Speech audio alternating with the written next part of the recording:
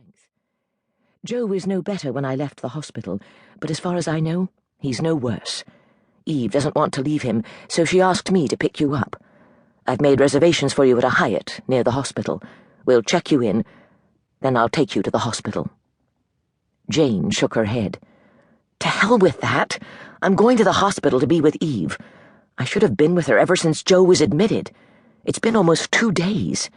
Why the hell didn't she call me before this? You were in London, and there wasn't much you could do. Joe was in surgery for a long time. Eve said she didn't want to talk to you until she could give you good news. She headed toward the exit. That didn't happen, so she called you anyway. She thought you should be here. Jane nodded jerkily. That's what she said. She was so upset that she didn't realize how that sounded. I felt like I was flying to a deathbed. She took her suitcase from Catherine.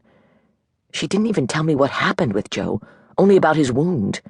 A knife thrust to the back that did serious organ damage.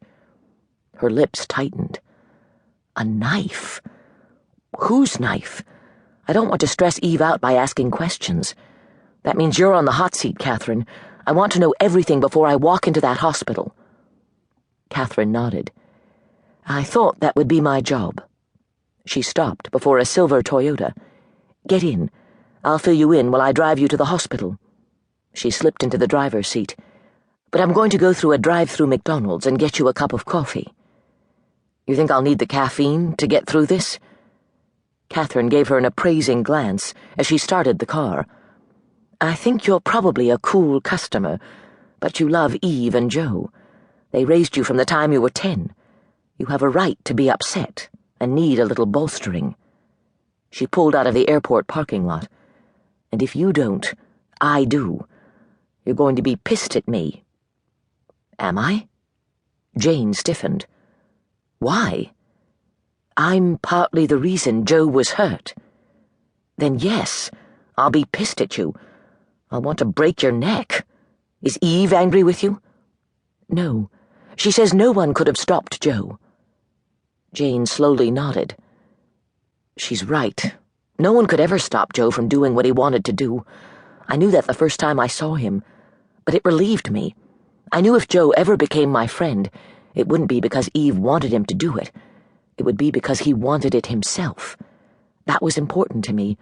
I was a 10-year-old Eve had picked up from the streets because we'd known the moment we'd come together that it was right we stay together. But Joe was a big part of her life even then. I didn't want to have to walk away. And you didn't have to do it, Catherine said. You became a family. She smiled faintly. A very strange family. Eve Duncan, a famous forensic sculptor, Joe Quinn, a police detective, and you, a kid from the streets. We learned to mesh, Jane said. Eve was no problem. Joe was slower. But we both loved Eve, so we worked at it. She smiled. And then as we got to know each other, it wasn't work any longer. Funny how love makes everything easier. Yeah, funny. Catherine pulled into the McDonald's drive-thru. Do you want anything besides coffee? No. Black? Yes. She studied Catherine as she gave the coffee order. How much love had Catherine had in her life, she wondered. Eve had told her she'd been a street kid like Jane, but had grown up in Hong Kong. She'd married a much older man, then been widowed. She'd come into Eve's life when she'd asked Eve to help her find her son, who had been kidnapped by a Russian criminal wanting revenge on Catherine. Eve had helped her rescue him, and they had become close friends.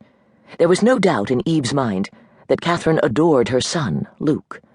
But Jane had gotten the impression that, other than Luke, Catherine's life had been her job as a CIA agent.